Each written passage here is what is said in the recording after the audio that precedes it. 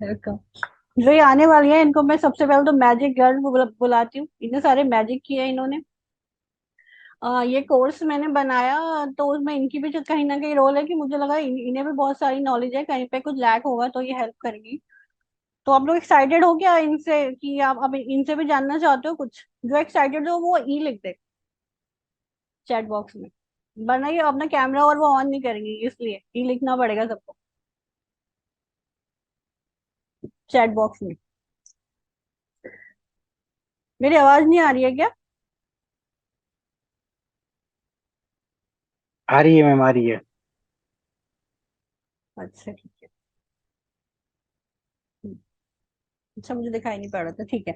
उसके अलावा इनके बारे में बता दूं, बहुत बहुत बातें हैं बताने को, पर अभी अभी मीटिंग में जैसे अच्छे से होपोनोपोनो का जान पाए तो उनका इंट्रो थोड़ा थोड़ा छोटा सा देती हूँ मैं। प्रोफेशनली सॉरी एकेडमिकली इन्होंने ये बीटेक इंजीनियर है। हम्म, और ये 7 साल से एस्ट्रोलॉजी कर रही हैं, सेलिब्रिटी एस्ट्रोलॉजर हैं, और सेलिब्रिटी भी ऐसे ऐसे हैं, सेलिब्रिटीज हैं, सेलिब्रिटीज के फ्रेंड हैं। जो ये हालांकि ये वो करती नहीं है, लेकिन मुझे पता है, मुझसे बात होती रहती है कौन कौन से सेलिब्रिटी हैं, कौन से उनके रिलेटिव्स हैं, सबको बहुत ज्यादा इन्होंने डील किया है, एस्ट्रोलॉजी काउंसलिंग दी है इन्होंने। न्यूमरोलॉजी में तो मैंने भी रेयर लोग ही देखे हैं इनके जैसे। 7 साल से एस्ट्रोलॉजी कर रही हैं। उसके अलावा माइंड सेट ट्रेनर हैं, हीलर हैं। हीलिंग में बहुत बहुत सारी मॉडलिटीज के नाम लेती रहती है, और ना केवल टाइप वैरायटी है बल्कि अगर लेवल है तो वो भी अच्छे लेवल पे हीलिंग इनको आती है। एस्ट्रोलॉजी पढ़ाती है ये, है ना। और बाकी मैं इनको इनका नाम बता रही हूँ। अब सबसे इतनी सारी अच्छे बताने के बाद, इनका नाम है स्वाति रोहतगी। आप अपने आप को कैमरा ऑन कर लो अब। अपना नाम भी लिख लेना है सबको, जैसे नाम अच्छे से पता चले।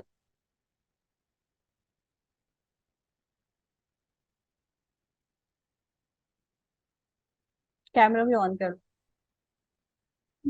Very nice. So happy to see you. आप म्यूट कर लो अपने आप को। हम्म। ठीक है।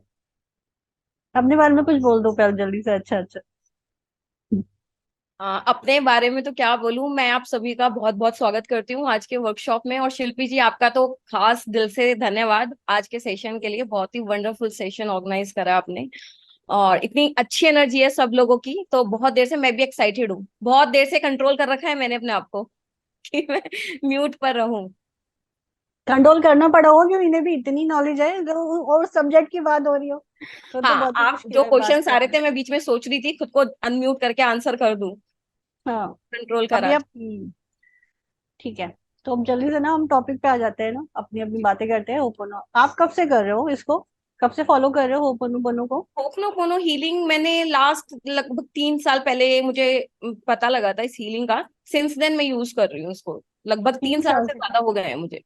3 साल से ज्यादा हो गए? हाँ, वेरी नाइस। पता तो बहुत पहले से था, बट रेगुलर जो प्रैक्टिस करी मैंने और जो लोगों के साथ एक्सपेरिमेंट्स किए, लोगों को जो लाइक रिजल्ट्स मिले, लोगों के साथ जो एक्सपीरियंसेस रहे, वो लगभग 3 साल से है मेरे पास। Very nice. बहुत ही बढ़िया। ये टेक्निक काम करती है कि ऐसे ही? ये टेक्निक मैं बोलूंगी एक मैजिक वॉन्ड की तरह है आप सभी के लिए। एंड ट्रस्ट मी, ये लिटरली हर एक चीज के लिए वर्क करती है। अभी आने वाले टाइम में अगर शिल्पी जी मुझे अलाउ करेंगी तो मैं कुछ अपने ऐसे इंसिडेंट्स शेयर करूंगी आप लोगों के साथ, जो किसी भी तरीके से मुझे नहीं लगता उसकी कोई रेमेडी होती है। मतलब एस्ट्रोलॉजी न्यूमरोलॉजी जैसे हम लोग करते हैं, उसमें इन सब चीजों की कोई रेमेडी नहीं है। पर होपोनोपोनो एक मैजिक वॉन्ड आपके हाथ में, आप उसको किसी भी सिचुएशन में कहीं पे भी अप्लाई कर सकते हो। कुछ भी ना समझ में आए, पूरा दिमाग बंद हो जाए, ऐसी सिचुएशन आ जाए, डू और डाई वाली सिचुएशन आ जाए, बस आप होपनो स्टार्ट कर दो। तो ये काम करता है नहीं करता, ये तो क्वेश्चन ही नहीं है मेरे लिए। हाँ, मेरे लिए भी नहीं है, मैंने मजाक में पूछा है, सबको भी थाउजेंड पता लगे। परसेंट टू हाँ। Thousand percent very nice. तो आपसे एक्सपीरियंस बता दो थोड़े, दो चार अपने। एक दो तो मैं ही पूछूंगी, मुझे जो याद आ रहे हैं, उसके अलावा जो याद आ रहे हैं वो आप बताओ। सबसे बड़ा मेरा जो पर्सनल एक्सपीरियंस था वो ये था कि मुझे सर्वाइकल स्पॉन्डिलाइटिस हुआ था पिछले साल। लगभग 1.5 साल हो गए। डॉक्टर ने उसमें मुझे सर्जरी बताया था कि आपकी स्पाइन की सर्जरी होगी। और लगभग मैं 2.5-3 महीने तक बेड पर थी, क्योंकि मुझे कुछ भी कॉन्शियसली होश ही नहीं था, मतलब बहुत वर्स लेवल पे था। फिजियोथेरेपी कराई, ट्रीटमेंट कराया, और आप लोगों ने सुना होगा जब एक बार सर्वाइकल हो जाता है तो लाइफ टाइम रहता है वो इंसान को। है ना। पर मैंने डॉक्टर्स की बात पे बिलीव नहीं किया। मुझे 2 ढाई महीने बाद अकल आई कि अब ये सब ट्रीटमेंट काम नहीं कर रहे। फिर मैंने होपनोपोनो पे विश्वास करके लेटे लेटे मैंने होपनोपोनो करा। ठीक है, जिस तरीके से शिल्पी जी ने बताया उसी तरीके से किया। और काफी लोगों को ये डाउट है रिस्पॉन्सिबिलिटी वाले पार्ट को लेके, तो मैं यहाँ पे जो मेरा एक्सपीरियंस है वो मैं बता देती हूँ। रिस्पॉन्सिबिलिटी को आप इस तरीके से समझो, जिम्मेदारी, किसी भी चीज की जिम्मेदारी आपको खुद लेनी है ना। फॉर एग्जाम्पल जैसे बच्चे हैं, बच्चे पढ़ते नहीं है, रिस्पॉन्सिबिलिटी नहीं लेते। हम उनको बोलते हैं ना कि आप अपने पढ़ने की जिम्मेदारी लेनी पड़ेगी आपको, तभी आपके एग्जाम में मार्क्स आ पाएंगे। अगर बच्चों को जिम्मेदारी नहीं पता होगी कि पढ़ने के बाद उनको क्या रिजल्ट्स मिलेंगे, या फिर किसी भी चीज की जिम्मेदारी, बस वो जिम्मेदारी आपको महसूस करनी है। मतलब जो भी आपके साथ अच्छा हो रहा है, जो भी आपके साथ खराब हो रहा है, किसी भी तरीके से, हेल्थ में, रिलेशंस में, फाइनेंसिस में, ये सब जो हो रहा है, वो उसका ब्लेम हमें किसी और पे नहीं देना। जिम्मेदारी का मतलब यहाँ पे ये है। फॉर एग्जाम्पल मुझे सर्वाइकल हुआ, तो अगर मैं अब किस किस को ब्लेम दूं कि मुझे ये बीमारी किस कारण से हुई, किस किस को ब्लेम दूं दुनिया में, है ना। तो जब हम ब्लेम देने लग जाते हैं तब हम खुद से डिस्कनेक्ट हो जाते हैं कि ये काम मेरा इसकी वजह से खराब हुआ है। अगर मेरे पैसे डूबे हैं तो सामने वाले की वजह से डूबे हैं। अगर मेरा रिलेशनशिप खराब हुआ है तो सामने वाले के कारण खराब हुआ है। हम बिल्कुल ठीक है, सारी प्रॉब्लम सामने वाले की वजह से है। तो यहाँ पे होपनोपोनो हमें सबसे पहली चीज ये बताती है कि आप ब्लेम करना बंद कर दो किसी भी सिचुएशन के लिए। खुद की रिस्पॉन्सिबिलिटी ले लो। जब आपने खुद जिम्मेदारी ले ली तो सारा गेम आपके हाथ में आ गया, फिर आप कुछ भी कर सकते हो। तो मैंने भी यही किया। मैं पहले मल्टीपल चीजों को ब्लेम कर रही थी, ठीक है, इसलिए मेरे पे कोई भी ट्रीटमेंट असर नहीं कर रहा था। जब मैंने इस चीज को एक्सेप्ट किया और सिर्फ यही किया कि मेरे से जो भी गलतियां हुई जिसके कारण मुझे सर्वाइकल हुआ, मैं उन सभी गलतियों के लिए माफी मांगती हूँ। और मैं आपको एक सजेशन यहाँ देना चाहूंगी, पर्सनल सजेशन, कि ये तो हमने हिंदी में 4 5 फ्रेजेस पढ़ लिए, I am 100% responsible, I am sorry, please forgive me. कुछ इंडियंस लोग हैं जैसे मैं हूं, तो मुझे हिंदी में फीलिंग आती है ना। सॉरी बोल के नहीं समझ में आता है कि सॉरी की क्या फीलिंग है। अब जैसे सपोज करो मैंने कोई गलती करी शिल्पी जी से, मैंने बोल दिया शिल्पी जी सॉरी। एक तो बात ये हो गई, एक ये बात हो गई दिल से बोलने का कि शिल्पी जी जो भी मेरे से गलती हुई, मैं उसके लिए सॉरी फील कर रही हूँ दिल से, है ना। तो यहाँ पे आप वर्ड बोलो चाहे मत बोलो, पर वर्ड के पीछे की जो फीलिंग है, अगर आपको वो फील हो गई तो आपका काम हो गया। वरना ऐसे बहुत सारे लोग मिलेंगे जो बोलेंगे हम 6 6 महीने से होपनो पोनो कर रहे हैं और हमें कोई भी फर्क नहीं पड़ रहा। वो वही लोग होंगे जिनको फीलिंग नहीं आती, जो सिर्फ बोल देते हैं, एक ऐसे की तरह उसको बोल देते हैं। ऐसे की तरह नहीं बोलना। सॉरी बोल रहे हो तो महसूस करो उसको कि गलती हुई है। लव यू बोल रहे हो तो प्यार वाली फीलिंग को महसूस करो। थैंक यू बोल रहे हो तो फील करो। बस इतना कर लो। फिर चाहे आप 50 बार भी करोगे तो भी आपको 100% रिजल्ट मिलेंगे। वेरी नाइस, बहुत ही बढ़िया। ज्यादा बोल दिया। नहीं, बहुत ही अच्छा बोला है। मैं भी हिंदी पे ना, हिंदी वाले क्वेश्चन पे आती हूँ। एक दिन मैं स्वाति से बात कर रही थी फोन पे, तो हम कुछ हिंदी हिंदी इंग्लिश पे बात कर रहे थे, तो मैं इंग्लिश के लिए थोड़ा लॉजिक दे रही थी। फिर इन्होंने कुछ ऐसा बोला कि फोन पे ही मेरे आंसू आ गए। वो क्या बात बोली थी आपने? मैं रोने क्यों तो लगी? इन्होंने हिंदी में प्रेयर बोली वो केवल, हिंदी में इतना प्रेयर से। यही है, मैं आपको बताती हूँ। कई बार काफी लोगों को ये भी डाउट होते हैं कि हम आई एम सॉरी किसको बोल रहे हैं, लव यू किसको बोल रहे हैं, थैंक यू किसको बोल रहे हैं। तो यहाँ पे सिंपल सा लॉजिक मैं आपको समझा देती हूँ शॉर्ट में, कि सबसे पहले तो जो भी प्रॉब्लम है आप सबकी, आपको पता ही है, आप उस प्रॉब्लम पे फोकस करो। और आप मन ही मन में बोलो कि ये जो प्रॉब्लम मेरी लाइफ में है इसकी 100% जिम्मेदारी मैं अपनी लेती हूँ। मैं किसी को ब्लेम नहीं करूंगी आज के बाद। दूसरा, फिर मेरे से जो भी गलतियां हुई हैं, जाने में अनजाने में, कॉन्शियसली अनकॉन्शियसली, इस जन्म में, पिछले कई जन्मों में, जो हमें याद भी नहीं है, जिसकी वजह से ये सिचुएशन आई है, मैं उन सभी गलतियों के लिए माफी मांगती हूँ। ठीक है, तो आई एम सॉरी बोलना, और फिर थोड़ा हमें एहसास होना कि अच्छा हमसे हो सकता है इस जन्म में गलती हुई हो, चलो इस जन्म में गलती नहीं हुई तो पिछले किसी जन्म में कोई तो गलती करी होगी हमने, जिसके कारण हमारे साथ ये सिचुएशन है आज। तो इसको फील करके मैंने इनको, शिल्पी जी को यही कहा था कि मेरे से जो भी गलतियां हुई हो इस जन्म में, पिछले जन्मों में, कॉन्शियसली अनकॉन्शियसली, नोइंगली अननोइंगली, कैसे भी हुई हो, प्लीज मुझे माफ कर दो। मैं आपसे बेहद प्यार करती हूँ और आपका दिल से बहुत बहुत शुक्रिया करती हूँ। एंड मैं खुद को भी माफ करती हूँ, क्योंकि हम लोग काफी बार गिल्ट में, शेम में जीते हैं कि मुझसे ये गलती हो गई, मुझसे ये पाप हो गया, मैंने ये खराब कर दिया, तो खुद को माफ नहीं कर पाते। तो खुद को माफ करना सबसे ज्यादा जरूरी है। इसलिए लास्ट में एक लाइन और ऐड करें आप सभी लोग कि आई फॉरगिव माई सेल्फ। जो भी मुझसे गलतियां हुई हैं मैं उन सभी गलतियों के लिए खुद को माफ करती हूँ, खुद को एक्सेप्ट करती हूँ, खुद को एक्सेप्ट करता हूँ। जब आप ऐसा करोगे तो आप देखोगे बेहिसाब मैजिक्स होंगे आपकी लाइफ में। बहुत बहुत वो फिर से वैसे ही टचिंग सा लगा, बहुत ज्यादा, पहले जैसे ही, है ना। Thank you. आप कैसे, आप खुद कैसे फॉलो करते हो स्वाति? आप क्या, कैसे, मतलब जैसे मैंने 108 टाइम दिया है, और आप कैसे करते हो? मेरा तो 108 टाइम्स क्या, मैं तो शायद 1000 बार कर लेती होंगी, काउंटिंग नहीं करती मैं, क्योंकि आप टाइम इट्स देख के करते हो a part of my daily routine. ना? मतलब मैं कुछ भी करती हूँ तो मेरे बैक एंड में साइलेंटली माइंड में हर वक्त चलता ही रहता है। जब मैं even I am bathing, even I am washroom, मैं किचन में हूँ, मैं पढ़ रही हूँ, साइलेंटली कहीं ना कहीं ये मेरे लाइफ स्टाइल में मैंने इंक्लूड कर लिया है इसको, मेरी लाइफ का एक पार्ट बन चुका है होपनोपोनो। तो आप ये समझो, जब आप इसको अपनी लाइफ का एक पार्ट बना लोगे, आपकी प्रॉब्लम्स कहाँ वैनिश होंगी आपको समझ में ही नहीं आएगा। आप कहीं पे भी काम करने जा रहे हैं, आप सपोज करो कि काफी बार लोगों को जूम पे प्रॉब्लम आती है, मैम जूम ओपन नहीं हो रहा, लिंक ओपन नहीं हो रहा, आप वहां पे होपनो करना स्टार्ट कर दो 5-10 बार। मेरा लैपटॉप अभी खराब हो गया था और बहुत इंपॉर्टेंट इसमें कोई मीटिंग होनी थी जूम मीटिंग से पहले, और ओपन ही नहीं हो रहा था सडनली। ठीक है, मैंने होपनो फोनो करा, 2 मिनट साइलेंट रही मैं, अपने आप स्टार्ट हो गया। ऐसे ही मेरा एक 25,000 का एक सॉफ्टवेयर था जिस पे एडिटिंग होती है वीडियोस की, वो सॉफ्टवेयर एकदम से क्रैश हो गया और मुझे लगा 25,000 का खर्चा फालतू में आ गया बिना बात के। फिर मेरे को याद आया कि भाई होपनो फोनो करते हैं, and trust me, God swear, with in 2 minutes वो अपने आप कैसे ठीक हो गया मुझे नहीं पता।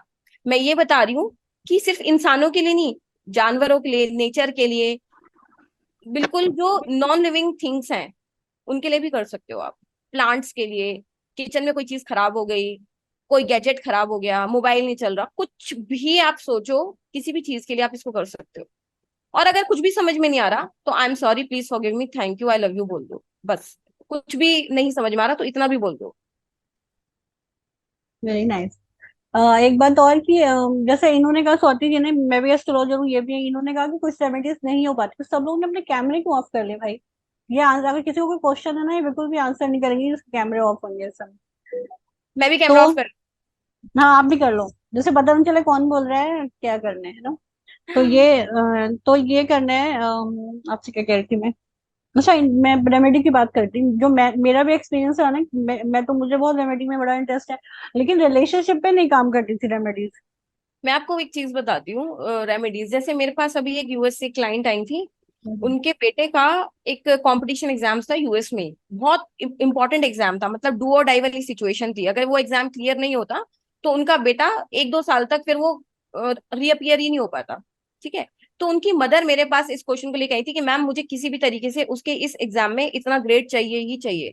अब इसकी कोई रेमेडी कैसे बता सकते हैं, एस्ट्रोलॉजी में, न्यूमरोलॉजी में कोई रेमेडी नहीं है इन सब चीजों की, कि बच्चे के एग्जाम कैसे अपने मैं टाइम मनपसंद। लगेगा, मैं बता दूंगी, पर वो टाइम टेकिंग होगी। हाँ, तो अब हाँ। जैसे आज सुबह कॉल आया और आज ही एग्जाम है, तो मैंने कहा हम्म। आप ये हीलिंग सेशन करो मेरे साथ। हमने लाइव से सेशंस करे, एंड ट्रस्ट में मैंने शेयर भी किया है अपने स्टेटस वगैरह पे, हाँ। आपको पता मुझे ही होगा, बताया भी था अलग से, और शेयर भी किया था। शेयर भी किया था। हाँ। आप बिलीव नहीं करोगे, जो भी उनका डिजायर्ड स्कोर था दिमाग में, सेम स्कोर आया उनका। और उनका बेटा ये बोलता था कि अगर ऊपर से भगवान भी उतर के आ जाए ना तो भी वो ग्रेड में स्कोर नहीं कर सकता उस एग्जाम में। इतना सीरियस हाल था, मतलब वो बहुत ही सीरियस हाल था। तो मैं ये बता रही हूँ, हीलिंग से आप जो चाहो वो कर सकते हो, कोई सी भी सिचुएशन हो, कैसी भी सिचुएशन हो, किसी के लिए भी कर सकते रिलेशनशिप का कोई एग्जाम्पल, कई सारे बताए मुझे, हो। कोई एक रिलेशनशिप के बताया तो था। मेरे पास हंड्रेड्स ऑफ एग्जाम्पल्स हैं, हंड्रेड्स ऑफ एग्जाम्पल, ऐसे ऐसे एग्जाम्पल हैं। 7 साल शादी को हो गए, हस्बैंड वाइफ ने एक ही छत के नीचे रह रहे हैं, एक ही रूम में रह रहे हैं, बट कोई कैसा भी रिलेशन नहीं है, जीरो रिलेशनशिप। और 2-2 दिन में दोनों ही चेंज हो गए एक दूसरे के लिए। मेरे पास ऐसे तो हंड्रेड्स ऑफ स्टोरीज हैं, आप किसी के भी रिलेशनशिप को हील कर सकते हो इससे वो बहुत। 20 ईयर वाली क्या है? 20 साल वाली? हाँ जी। किसी के फादर कोई 20 साल को हाँ, लेके, एक तो 20 साल से। 26 ईयर्स से हम्म। रिलेशनशिप खराब था एक डॉटर का फादर के साथ, मतलब हस्बैंड वाइफ की भी नहीं थी, फादर की ना तो अपनी बेटी से बन रही थी ना वाइफ से बन रही थी, 26 ईयर्स से कोई बातचीत नहीं थी। और जब बातचीत नहीं थी तो वो खर्चा वर्चा भी नहीं देते थे, तो मदर ही बच्चों को देख रही थी, टेक केयर मदर ही कर रही थी। तो उन्होंने मेरे साथ 3-4 हीलिंग्स करी थी, और उसी के बाद उसका भी मेरे पास टेस्टिमोनियल है। 3-4 हीलिंग के बाद ही उसने बोला था कि मैम पापा ने बात करनी शुरू कर दी है 26 साल बाद, और पापा अब हमारे लिए खर्चा भी करने लग गए हैं, एक्सपेंसेस भी 26 साल? 20 साल छब्बीस याद आया साल बाद तुमने, ओ माय गॉड। 26 साल। बहुत ही माइंड ब्लोइंग एक्सपीरियंसेस है इसके। वो एक वैकल वाला बताना चाहोगे? मैं आपने मुझे शुरू में बताया था कुछ हाँ वो वैकल। बता देती हूँ, क्योंकि लोगों को पता नहीं होता कि हम कहाँ कहाँ इसको अप्लाई कर सकते हैं। तो वो बाइक वाला इंसिडेंट मेरा ही है। मैं और मेरे हस्बैंड और मेरा बेटा, हम लोग कहीं ट्रैवल कर रहे थे, बाइक से हाईवे पे थे, रात के 9:30-10 करीब बज रहे थे। तो सडनली पंचर हो गया था बाइक में। अब 9:30 बजे समझ में ही नहीं आ रहा था कि हाईवे पे से किसको बुलाएं पंचर सही करने के लिए। तो मैंने उस सिचुएशन में भी, जब मुझे कुछ समझ नहीं आता तो मैं होपनो फोनो ही करती हूँ, है ना। मैंने होपनो फोनो करा, और आप बिलीव नहीं करोगे, अपने आप से कोई गाड़ी आई और उस बंदे ने बहुत हमारी हेल्प करी उस वक्त, और पंचर ठीक करने में, और वो प्रॉब्लम सॉर्ट आउट हो गई 10 मिनट के अंदर। तो आप ये समझ लो, आप इसको करोगे, कोई ना कोई भगवान आपके लिए कुछ ना कुछ क्रिएट कर देगा उस मोमेंट में, उस चीज को ठीक करने के लिए, कैसे भी करके। बट आप एक ट्रस्ट रखो कि 100% ये वर्क करती है। क्योंकि एक चीज बोलना चाहूंगी, हम लोग ना लॉजिक्स में फंसे रहते हैं लाइफ टाइम, हर चीज का लॉजिक। पर इस दुनिया में लॉजिक से बियॉन्ड मैजिक होता है। जहां लॉजिक काम लाइन नहीं टू बी करते वहां नोटेड। मैजिक होते हैं, मैं तो लिख लेती हूँ फिर। है ना। तो जहां सब लॉजिक बंद हो जाते हैं वहां मैजिक्स होते हैं। तो अगर मैजिक देखने हैं तो लॉजिक करना बंद कर दो आप। कैसे होगा, क्यों होगा, ये बंद कर हाँ, हर दो। चीज में, क्योंकि हमारी कॉन्शियसनेस ना बहुत छोटी है। हम हम्म। उस उतनी सी बुद्धि से हम सारी दुनिया भी नहीं देख सकते, उस लेवल को बढ़ाना है हमें। तो अभी मैं आपको यही बोलूंगी कि आप अगर आपको जीवन में चमत्कार देखने हैं तो आप लॉजिक थोड़ा कम कर दो, तो आपको चमत्कार दिखने स्टार्ट हो जाएंगे। Very nice. कुछ और अभी ना हम आपके लिए क्वेश्चंस देंगे सबसे, उससे पहले कुछ आप कुछ जनरल मैसेज देना चाहते हो, सबको कुछ बोलना चाहते हो? जनरल मैसेज मेरा यही है कि आप दुनिया में कुछ करो या ना करो, ये आपकी बेसिक रिस्पॉन्सिबिलिटी है कि आप इस प्रेयर को अपनी लाइफ का एक बेहतरीन पार्ट बना लीजिए। अगर आप अपने लाइफ की प्रॉब्लम्स को खत्म करना चाहते हो, आपको कहीं किसी के पास जाने की कोई जरूरत नहीं पड़ेगी, कोई दवाई खाने की जरूरत नहीं पड़ेगी, किसी रिलेशनशिप में किसी से कोई एक्सपेक्टेशन की जरूरत पड़ेगी, फाइनेंसिस इशू, इतने सारे जो प्रॉब्लम्स हैं, इसको अपनी लाइफ का एक पार्ट बना लो। बस आप देखोगे आपकी प्रॉब्लम्स कहाँ जा रही हैं, आप भूल जाओगे कि 1 महीने पहले मेरी क्या सिचुएशन थी और 1 महीने बाद क्या सिचुएशन है। इससे किसी भी लेवल की प्रॉब्लम्स खत्म हो सकती हैं, कोई लेवल नहीं है प्रॉब्लम्स का, छोटी होंगी, बड़ी होंगी, सबसे बड़ी होंगी, किसी भी लेवल की। और इसका कोई रूल भी नहीं है। लेट के कर सकते हो, खड़े होके कर सकते हो, बैठ के कर सकते हो, किसी के लिए भी कर सकते हो, किसी भी सिचुएशन में कर सकते हो। कोई भी इफ एंड बट नहीं है, बस कर सकते हो। तो आप इसको हाँ, अपनी लाइफ का एक पार्ट बनाइए। ठीक है। अब सारी बातें तो बहुत बहुत अच्छी लगी मुझे, अभी क्या बोलूं, सबको भी इतनी अच्छी लगी होंगी, है ना। जो क्वेश्चन करना चाहता हूँ टाइप कर दो, मैं स्वाति जी से पूछती हूँ। जो भी इन्होंने बोला उसमें से मैम पूछ। नमस्कार, ग्रेटिट्यूड। मुझे एक छोटा सा थैंक यू। क्वेश्चन ये है आप टाइप कर कि रहे हो, ये सपोज ये मैंने आपको बोला आप टाइप कर दो, आप टाइप कर दो। ऐसे कोई एक एक नहीं बात बड़ा मानता, तो फिर सारे नहीं मानते, इसलिए आपको टाइप करना पड़ेगा। एक थोड़ा सा बड़ा सा थोड़ा सा इसलिए पूछना था, बस शायद अच्छा ठीक सबके है। लिए वो यूजफुल होगा। एक मिनट, एक सेकंड, आप सपोज कहाँ, आपका नाम क्या है? मैं मनोज बोल रहा हूँ मैम, दिल्ली से बोल रहा हूँ। मुझे दिख नहीं रहा होगा। अच्छा ठीक है, बोलिए। मनोज मनोज बोल रहा हूँ मैं। हम्म। सपोज किसी दूसरे के लिए करना, सपोज चाइल्ड के लिए करना है, उसको काफी टाइम से कोई बीमारी है, तो उसके लिए उसी को करना चाहिए, हम भी कर सकते हैं? आप दुनिया में किसी के लिए भी कर सकते हैं। इसके पीछे लॉजिक चाहते हैं तो लॉजिक ये है कि everything in this universe is energy. ब्रह्मांड में हर एक चीज ऊर्जा है, एनर्जी है। हम सब क्या है, हम सब आत्मा है, आत्मा भी एनर्जी है, सोल है ना।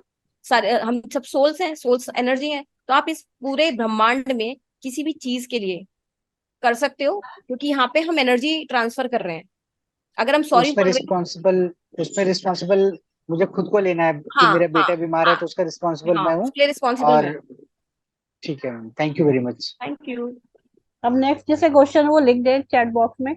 बहुत बहुत बढ़िया, मतलब हम लोग जब बात करते हैं तो वो थोड़ा फ्रेंडली ज्यादा हो जाता है, तो हल्की भाषा होती है, पर यहाँ पे तो मुझे भी बहुत मजा, और ज्यादा मजा आ रहा है, फोन टॉक से ज्यादा मजा आ रहा है। डॉक्टर ह्यूलन की स्टोरी तो आपने सुनाई है, सुनाई होगी। थोड़ी नहीं, थोड़ी सी बताई थी। अच्छा, वो मेंटल हॉस्पिटल वाली ना? हाँ, हाँ अगर बताओ। वो, तुम बताओ, आप बताओ। आप सभी लोग शायद नाम सुनाओ या ना सुनाओ, डॉक्टर ह्यूलन का साइकोथेरेपिस्ट थे हवाई स्टेट हॉस्पिटल में, अमेरिका में, है ना।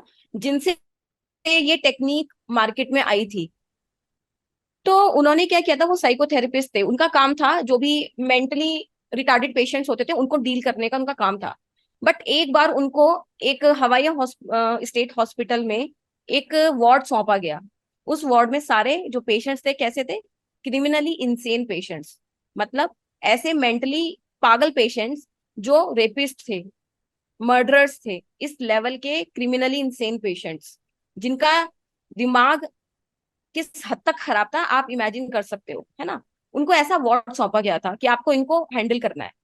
एंड यू वोंट बिलीव, उन पेशेंट से डॉक्टर ह्यूलन ना तो कभी फिजिकली मिले, ना कभी उनको देखा, ना कभी उनसे बातचीत करी।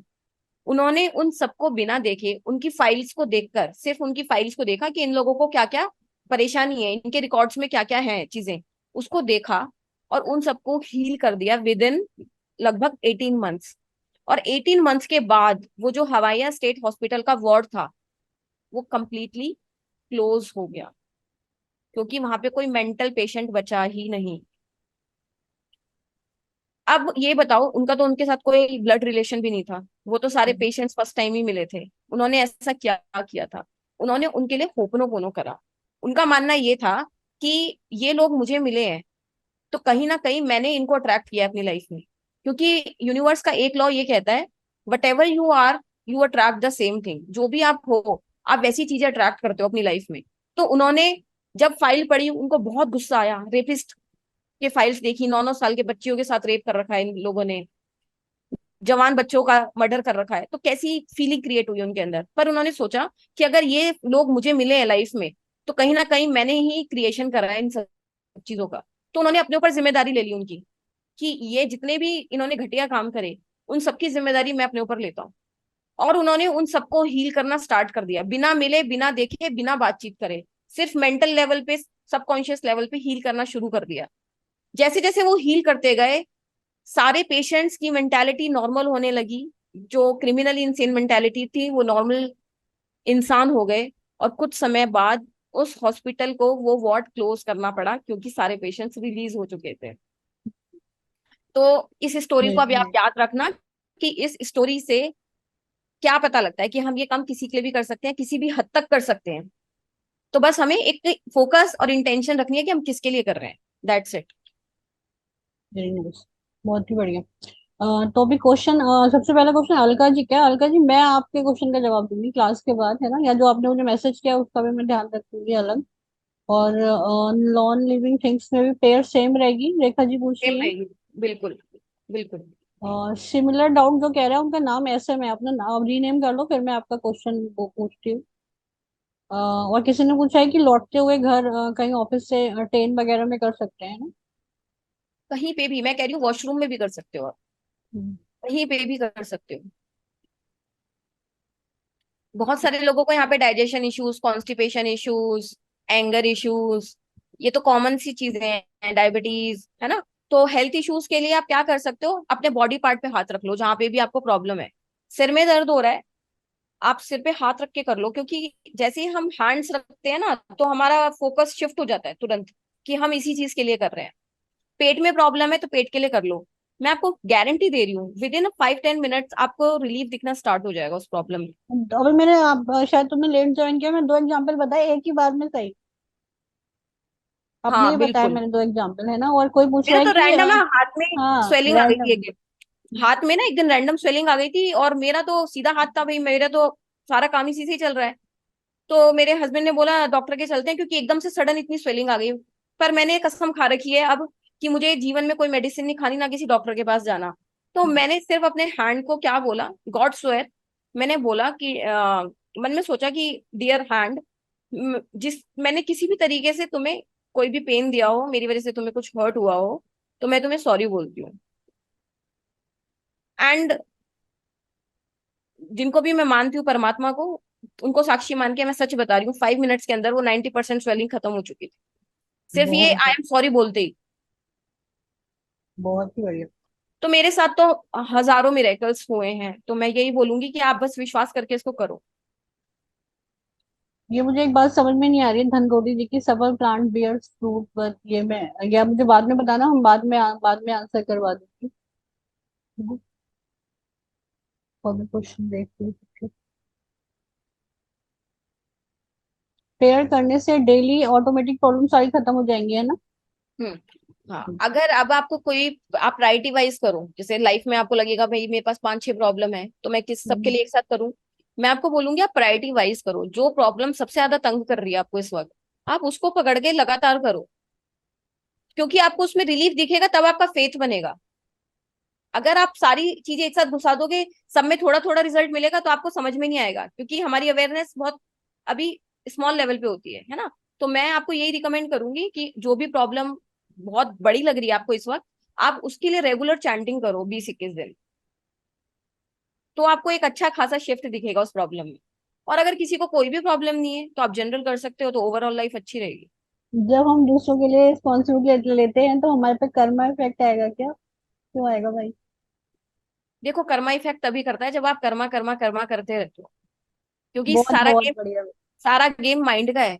जो लोग बहुत ज्यादा कर्म कर्म करते रहते हैं ना, वही उल्टे काम करते रहते हैं, डरते रहते हैं, है ना। तो अपनी वाइब्रेशंस को आप ऊपर शिफ्ट करो, ये सब चीजें कुछ इफेक्ट नहीं करती। और हाँ, एक नजर का और ब्लैक मैजिक के क्वेश्चंस बहुत आते हैं, कि हमें नजर बहुत लगती है, हमारे साथ ब्लैक मैजिक, ये सब चीजें उन लोगों के साथ होती हैं जिनकी वाइब्रेशंस बहुत लो रहती है, या जिनका ऑरा वीक होता है। और वो किस चीज से वीक होता है? हमारे थॉट्स से। जो लोग बहुत ज्यादा डरते हैं, बहुत ज्यादा घबराते हैं, बहुत ज्यादा डाउट्स में रहते हैं, है ना, उन्हीं लोगों की वाइब्रेशंस लो रहती हैं। वो ही नेगेटिव एनर्जीज को खुद ही इनवाइट करते हैं, चाहे मानो चाहे मत मानो। अब जितने भी बड़े बड़े संत महात्मा लोग हैं, मोदी जी मान लो, आपको क्या लगता है मोदी जी से कितने लोग खुश हैं इस इंडिया में? नहीं, खुश वाले भी होंगे, खुश वाले ज्यादा होंगे हार्डली तो नहीं वाले हार्डली भी। 10-20% लोग ही उनके फॉलोअर्स होंगे, भगत होंगे। 50%, 60% से ज्यादा तो उनके दुश्मन है इंडिया में, पूरे वर्ल्ड वाइड, जो उनको खत्म करने के लिए ढूंढ रहे हैं, है ना। हाँ। तो ऐसे तो ब्लैक मैजिक अगर ऐसे काम करेगा, तो मैं तो कह रही हूँ कि मोदी जी तो एक भी दिन नहीं बच सकते, सारी दुनिया ब्लैक मैजिक करने लग जाएगी। पर उनका ऑरा, उनकी पर्सनैलिटी, उनकी सोच इतनी बिलीफ। मजबूत है कि कोई उनको नेगेटिविटी असर नहीं कर सकती। तो हम अपनी थॉट प्रोसेस से ही इनवाइट करते हैं नेगेटिव एनर्जीज को। तो अगर आप होपनो रेगुलर करते हो ना, आपका वाइब्रेशन लेवल बहुत हाई हो जाता है। ये सब छोटी मोटी चीजें आपको असर ही नहीं करेंगी। कोई कितना भी ब्लैक मैजिक कर ले, कितनी भी नजर डाल ले, कुछ असर नहीं पड़ेगा आपके ऊपर। बहुत बढ़िया। बीपी कोलेस्ट्रॉल तो ओवर हो ही जाता है ना, ये इसका आंसर तो बहुत कॉमन है, किसी ने हाँ, पूछा है ना। उसके हाँ, अलावा हाँ। किसी ने पूछा है कि किसी के फेस पे ना, लेफ्ट साइड पे फेस कुछ है, मतलब वो जाम है, पैरालिसिस टाइप का है, तो उनको हैंड रख के करना चाहिए। हैंड रखने का पर्पस यही है कि हमारी कॉन्शियसनेस फ्लो होती है जहाँ पे हमने बॉडी पार्ट में, क्योंकि हमारी साइकोलॉजी ऐसी है कि जहाँ पे मैंने हाथ रख दिया, आप अब जैसे मैंने यहाँ पे हाथ रखा तो आप सबका ध्यान मेरे हाथ पे जा रहा होगा ऑटोमेटिकली। या जब भी हम हैंड मूवमेंट्स करते हैं तो आपका ध्यान जाता है ना। तो ऐसे ही अगर हमारे किसी भी बॉडी पार्ट में कोई प्रॉब्लम है, कोई इशू है, अगर हम वहाँ पे हैंड प्लेस कर लेते हैं, तो हमारा दिमाग मान लेता है कि हम ये जो हीलिंग कर रहे हैं इसी पार्ट के लिए कर रहे हैं। तो इसका ये पर्पस है, तो आप रख लो तो बहुत अच्छा, और नहीं रखो तो उस पार्ट को इमेजिन करके ही चैंटिंग कर लो, तो असर आ जाएगा। और ये अस्थमा के लिए भी किसी को अस्थमा है काफी टाइम से, तो फिर उसके लिए भी सेम प्रोसेस रहेगा? सेम प्रोसेस रहेगा। यहाँ पे एक चीज और बोलना चाहती हूँ बस मैं, जो बहुत ज्यादा प्रॉब्लम क्रिएट करती है अगर लोग होपनो करते हैं, और उसके साथ ये 3 C's बता रही हूँ मैं आपको। 3 C's मतलब, सबसे पहला कंप्लेनिंग, दूसरा कंपैरिजन, तीसरा क्रिटिसाइज। अगर आप होपनो बोनो कर रहे हो, सपोज करो आप किसी रिलेशनशिप के लिए होपनो बोनो कर रहे हो, आपकी मदर इन लॉ से, आपके हस्बैंड से बहुत ज्यादा इश्यूज चल रहे हैं, आप उसके लिए होपनो पोनो कर रहे हो। आपने 10 मिनट होपनो पोनो कर ली, फिर आपने अपनी फ्रेंड को फोन मिलाया, आज मेरी सास ने ऐसा किया, आज मेरे हस्बैंड ने ऐसा कर दिया, फिर से वो कंप्लेनिंग मोड पे आ गए आप। ठीक है, तो 10 मिनट आपने होपनो पोनो करी और 2 घंटे आपने कंप्लेन कर दी, क्रिटिसाइज कर दिया। अब आपको क्या लगता है कौन जीतेगा? ऑब्वियसली कंप्लेनिंग वाला मोड जीतेगा आपका।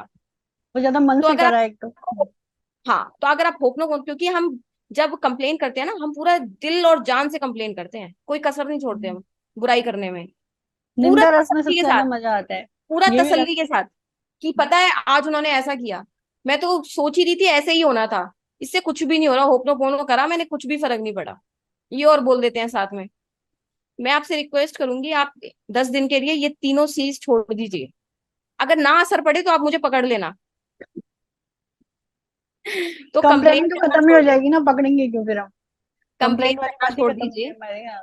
जिस भी चीज की हीलिंग कर रहे हैं उसकी कंप्लेन करना छोड़ दो, क्योंकि रिस्पॉन्सिबिलिटी इसलिए ही दी गई है ताकि आप कंप्लेन करना छोड़ दो। हम्म, अगर आप रिस्पॉन्सिबिलिटी ले रहे हो तो कंप्लेन नहीं करनी, क्रिटिसाइज नहीं करना, और कंपैरिजन भी नहीं करना, बस हम्म। इन चीजों को छोड़ दो, फिर आपका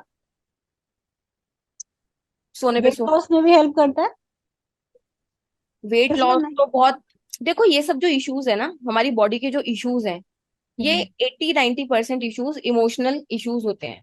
आप में से काफी लोग देख लेना, जिन भी लोगों ने कोई नेगेटिव एक्सपीरियंसेस होंगे, नेगेटिव इमोशंस स्टोर करके रखे होंगे मन में। जैसे कुछ लेडीज ऐसी होंगी जिनको घर में बोलने ही नहीं दिया जाता, जो अपने व्यूज एक्सप्रेस कर ही नहीं पाती, दूसरों के डिसीजंस को एक्सेप्ट करना पड़ता है, चाहे कैसे भी एक्सेप्ट करना पड़े, तो वो घुट बोलते हैं ना, घुट घुट के जी रहे हैं। जब हम घुट घुट के जीते हैं, जब हमारे इमोशंस हमारी बॉडी में स्टोर होने लग जाते हैं सालों तक, तो सारी बीमारियां पनपने लग जाती हैं। वही बीमार इमोशंस ट्यूमर बन जाते हैं, वही इमोशंस कैंसर बन जाते हैं, वही इमोशंस डायबिटीज बन जाते हैं, उसी से ही ब्लड प्रेशर इश्यूज आ जाते हैं, उसी से ही शुगर हो जाती है। तो होपनो डीपर लेवल पे काम करती है ना। ओके। और तो मैं यही बोलूंगी और वेट गेन कब होता है? वेट गेन एंजाइटी में होता है, जो लोग बहुत ज्यादा सोचते हैं। तो एंजाइटी भी क्या है? इमोशनल इशू है, फिर घूम फिर के सारी कहानी वहीं पे ही आ जाएगी। तो आप अपने किसी भी चीज की हीलिंग करो, तो ऑल ओवर आपको लाइफ में इफेक्ट दिखेगा, हर एक सेक्टर में। और जो हम यहाँ पे सोल्यूशन करते हैं होपोनोपोनो के लिए, वो थोड़े टाइम के लिए रहते हैं या हमेशा? It's like Ayurvedic medicine, long lasting. Very good. Yogesh ji, यही है कि कंप्लेनिंग, क्रिटिसाइजिंग और कंपैरिजन नहीं करना है, आपने सही लिखा है। तो अभी आप रसवीर जी, अभी ना आप ग्रुप में हो, और अभी मैं 21 डेज के बाद और भी एक्सरसाइज बताऊंगी, तो आप करोगे ना, आपका समझ चले जाएगा, जो भी इश्यूज होंगे वो चले जाएंगे, अगर नहीं, अगर थोड़ा टाइम लग रहा है तो। तो हीलिंग से क्या होता है? हीलिंग ना क्लीनिंग टेक्निक है, क्लियरिंग हम्म, टेक्निक है। जैसे हम्म, एक एग्जांपल देके समझाती हूँ, उसके बाद शायद आप सभी को समझ में आ जाएगा, कोई डाउट नहीं रहेगा। जैसे हमारा घर होता है, हम उस घर को डेली साफ करते हैं। अगर हम 2 दिन भी सफाई ना करें उस घर की, तो आपको कैसा महसूस होने लगता है? चैट बॉक्स में बता सकते हैं आप सभी लोग। नहीं बता रही, तो बड़ा बड़ा खराब सा लगता है, डस्ट वगैरह लगने लगती है, इतना 2 दिन में खराब लगता अनइजीनेस है, लगता है। 1 हफ्ते बाद क्या होगा? अगर 1 हफ्ते तक घर में सफाई ना हो, कैसा लगेगा आपको? बहुत ज्यादा डस्टी हो जाएगा, बहुत बुरा लगेगा। 1 महीने बाद, बहुत बहुत ज्यादा। 1 साल, और कूड़ा हो मतलब जाएगा, ये दीमक लग सिचुएशन आ जाएगी। जाएगी, घर हम्म, सड़ने लग जाएगा, हाँ। आसपास के लोग जी नहीं पाएंगे हम्म, उस घर की स्मेल से। तो हम्म, ऐसे ही हमारी लाइफ का हाल है। हमारे दिमाग में सालों से negative experiences, negative emotions, negative thoughts, negative feelings भरी पड़ी हैं, जिसको हमने हम्म, साफ नहीं किया है। अब उसने गंदगी मचानी स्टार्ट कर दिया हमारी बॉडी में, बदबू देने लग गया है वो। तो हाँ। हीलिंग से क्या कर रहे हैं? झाड़ू पोछा कर रहे हैं हम, क्लीनिंग कर रहे हैं। तो अगर 1-2 दिन पुरानी गंदगी है तो जल्दी साफ हो जाएगी, साल पुरानी गंदगी है तो टाइम लेगी, 5 साल पुरानी है तो और टाइम लेगी। तो आपको इसी तरीके से इसको समझो कि ये एक क्लियरिंग क्लीनिंग टेक्निक है, और इसमें आपका जा भी कुछ नहीं रहा, मुंह से ही तो बोलना है, फील ही तो करना है। तो ये सफाई करेगा आपकी लाइफ की, पास्ट लाइफ कर्मास को भी क्लीन कर देगा, अगर आपने 3 महीने तक रेगुलर कर लिया तो। हाँ, जैसे मैंने कहा था कि ये हमारे कर्मास भी क्लीन करता है, क्योंकि ये जीरो स्टेट पे लाता है, तो वो हमारे कर्मा हट जाते हैं। बहुत ही बहुत बढ़िया, है ना। बाकी आप लोग ग्रुप में क्वेश्चन बता सकते हो, मैं स्वाति से पूछ के आंसर आंसर कर दूंगी, है ना। ठीक है, और किसी का कोई क्वेश्चन है सारे सेशन के बारे में, सारे प्रोसेस के बारे में, कुछ भी?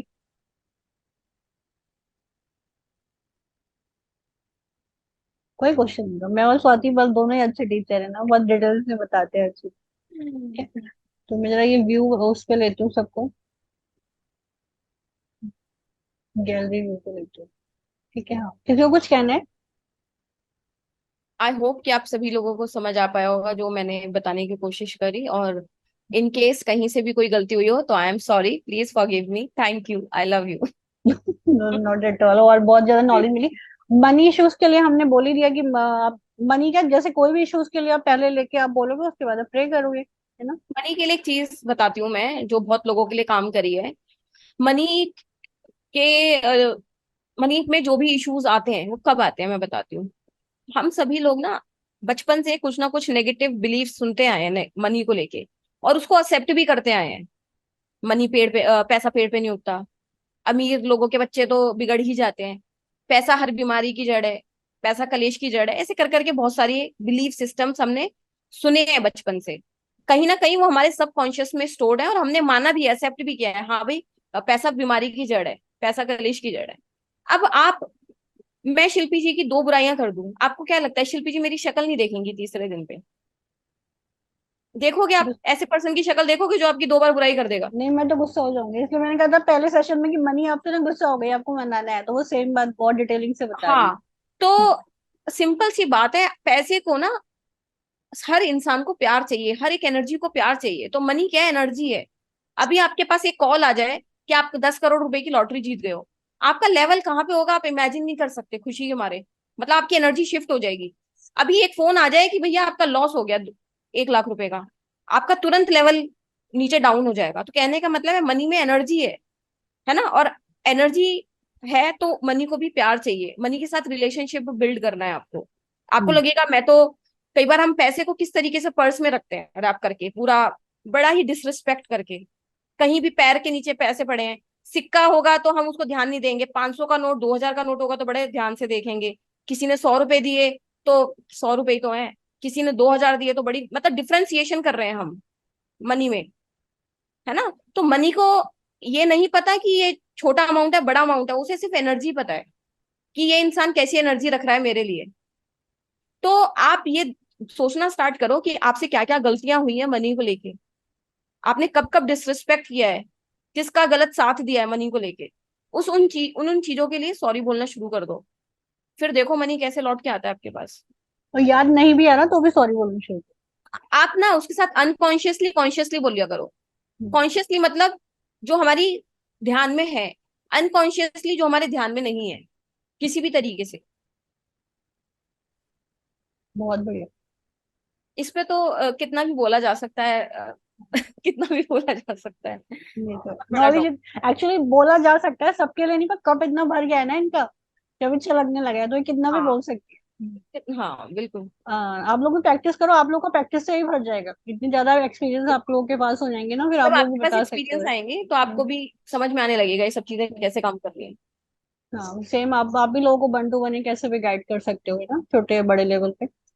ठीक है, तो अब कोई क्वेश्चन नहीं आ रहा और आएगा तो आप ग्रुप में लिख सकते हो। तो अभी बस मेरे और स्वाति दोनों की तरफ से थैंक यू ज्वाइन करने के लिए। Thank you so bye much bye. Shilpi ji, and आप सभी का मुझे सुनने के लिए। एंड और आई आपने लव तो ऑल, बहुत ही बहुत अच्छा बोला, आई लव। मैं तो मेरे पास वर्ड नहीं है कहने के लिए कि बहुत बहुत अच्छी नॉलेज दी है यहाँ पे आके। थैंक यू, थैंक ठीक यू, है, thank thank you, you. Thank you very much. Thank you. Thank thank you, you for take joining. Care. Bye bye, see you in bye, जय next. Shri Ram. Okay, thank you. Shri Ram. Thank you, ma'am. Thank